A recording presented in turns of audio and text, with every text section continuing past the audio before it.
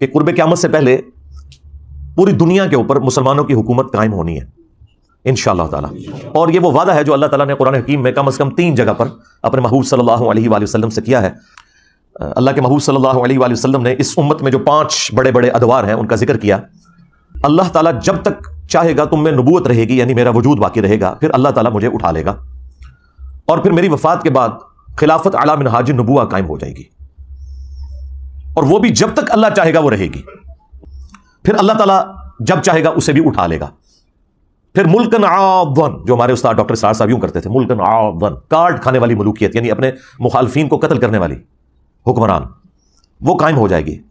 اور پھر جب تک اللہ چاہے گا وہ بھی مسلط رہے گی امت کے اوپر، پھر اللہ تعالیٰ اسے بھی اٹھا لے گا. پھر جابر حکمرانوں کا دور آ جائے گا، یہ 4تھا دور ہے، وہ بھی رہے گا جب تک اللہ تعالیٰ چاہے گا. اور پھر اس کے بعد دوبارہ سے خلافت اعلی منہاج النبوہ قائم ہو جائے گی انشاءاللہ تعالی. اور پوری امت لیول کے اوپر جو خلافت اعلی منہاج النبوہ ہے وہ عمر بن عبدالعزیز کے دور میں نہیں آئی ہے، نہ خلفائے راشدین کے دور میں آئی ہے، وہ قرب قیامت میں ہی آنی ہے جب پوری دنیا کے اوپر مسلمانوں کا غلبہ ہوگا. آج تک امت میں یہ وقت نہیں آیا کہ پوری دنیا پہ مسلمانوں کا غلبہ ہو. تو اس سے مراد یہ 5واں جو دور ہے وہ امام محمد مہدی رضی اللہ تعالیٰ عنہ علیہ السلام کا دور خلافت ہے انشاءاللہ تعالی. ہم نہ دیکھ سکے، ہماری آنے والی نسلیں انشاءاللہ ضرور اسے دیکھیں گی. اور امام مہدی کے لیے میں نے آپ کو پہلے بھی بتایا کہ یہ ضروری ہے کہ ان کے آنے سے پہلے فرقے ختم ہو جائیں.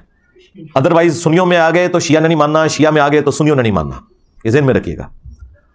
تو پہلے تو لوگوں کو سمجھ نہیں آتی تھی کہ یہ کیسے ہوگا کہ اتنی بڑی فرقہ واریت کی دراڑ ختم ہو.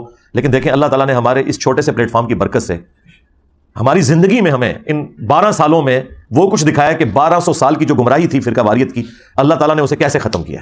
تو لوگ دوبارہ سے رسول اللہ صلی اللہ علیہ وآلہ وسلم کی مبارک ذات کی طرف متوجہ ہوئے ہیں. اہل البیت کا مقام انہیں پتہ چلا ہے، خلفائے راشدین کی عظمت ان کے دلوں میں جاگی ہے الحمدللہ. اور فرقوں کے بزرگ بابوں سے جان چھوٹ گئی ان کی.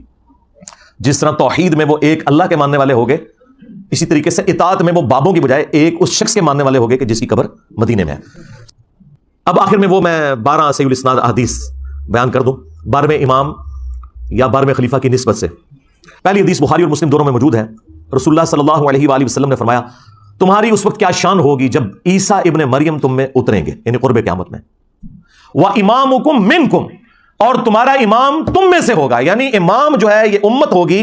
اور عیسیٰ ابن مریم جو کہ اولو العزم پیغمبر ہیں، ان 5 اولو العزم پیغمبر جو سورۃ الاحزاب اور سورہ الشورى میں آئے، ان میں سے ایک اولو العزم پیغمبر مقتدی ہوگا اور امام. وَإِمَامُكُم مِّنكُم، تمہارا امام تم میں سے ہوگا. دوسری حدیث مسلم شریف میں ہے، نبی صلی اللہ علیہ وآلہ وسلم نے فرمایا کہ میری امت کا ایک گروہ قیامت تک حق کے لیے لڑتا رہے گا حتیٰ کہ عیسیٰ ابن مریم نازل ہوں گے، اور مسلمانوں کا امیر ان سے کہے گا کہ آپ ہمیں نماز پڑھائیں.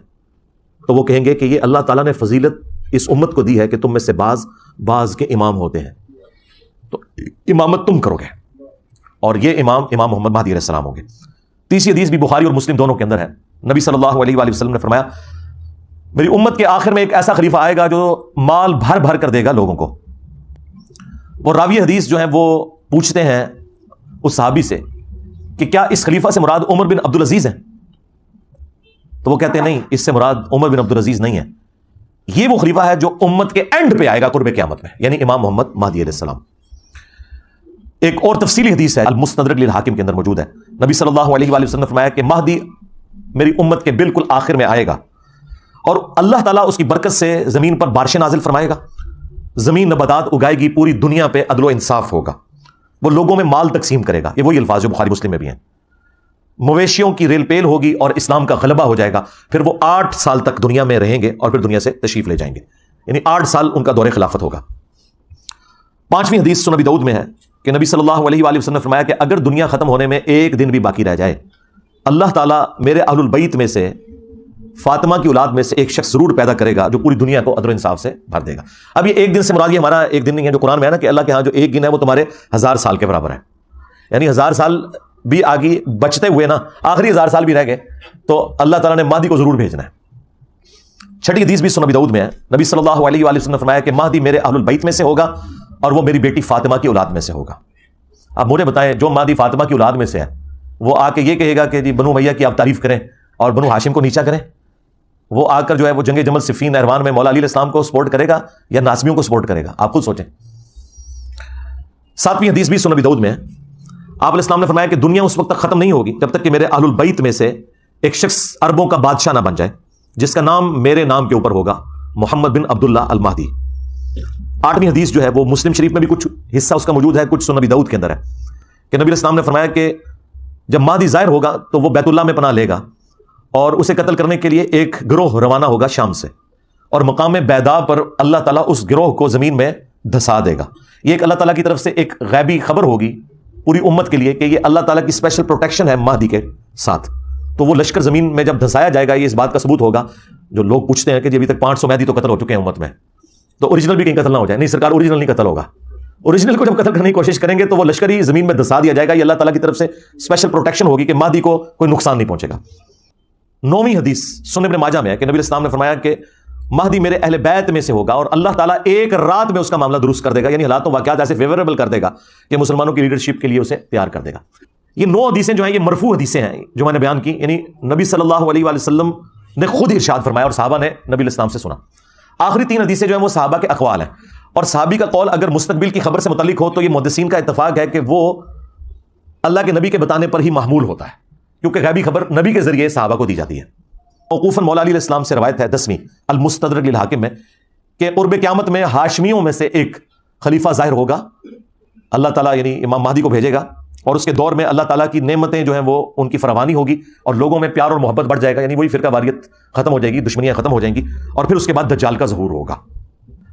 11 نمبر حدیث ابن عباس سے موقوفاً ہے، مصنف ابن ابی شیبہ کے اندر۔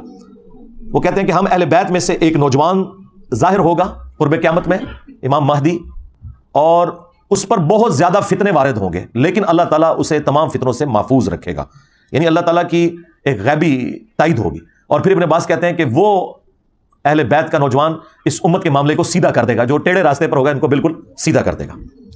اور 12ویں اور آخری موقوفاً روایت صوبان سے ہے جو نبی الاسلام کے آزاد کردہ غلام ہے، یہ بڑی مشہور روایت آپ نے سنی ہوگی مسند احمد میں اور المستدرک للحاکم میں، کہ جب خراسان سے کالے جھنڈے آتے ہوئے دیکھو تو ان کا استقبال کرنا، ان میں اللہ کا خلیفہ مہدی ہوگا۔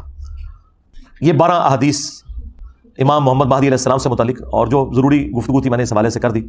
ہم تو صرف جو اہل سنت کا عقیدہ ہے وہ پبلک کے سامنے رکھیں گے، امام محمد مہدی علیہ السلام کے حوالے سے 12ویں خلیفہ یا 12ویں امام، اور ان کی جو عزت اہل سنت کے ہاں ہے، تاکہ یہ پتہ چلے کہ یہ کوئی سنی شیعہ تفریق سے متعلق پرسنالٹی نہیں ہے، بلکہ یہ سنی شیعہ اتحاد کی علامت ہے، امام محمد بن عبداللہ المہدی رضی اللہ تعالیٰ عنہ وعلیہ السلام۔ اللہ تعالیٰ اگر ہماری زندگی میں وہ آئیں تو ہمیں ان کا ساتھ دینے کی توفیق عطا فرمائے، اور اگر ہماری آنے والی نسلوں میں وہ لوگ ہیں جنہوں نے امام محمد مہدی کا زمانہ پانا ہے تو انہیں توفیق دے کہ وہ ان کا ساتھ دیں غلبہ اسلام کے لیے۔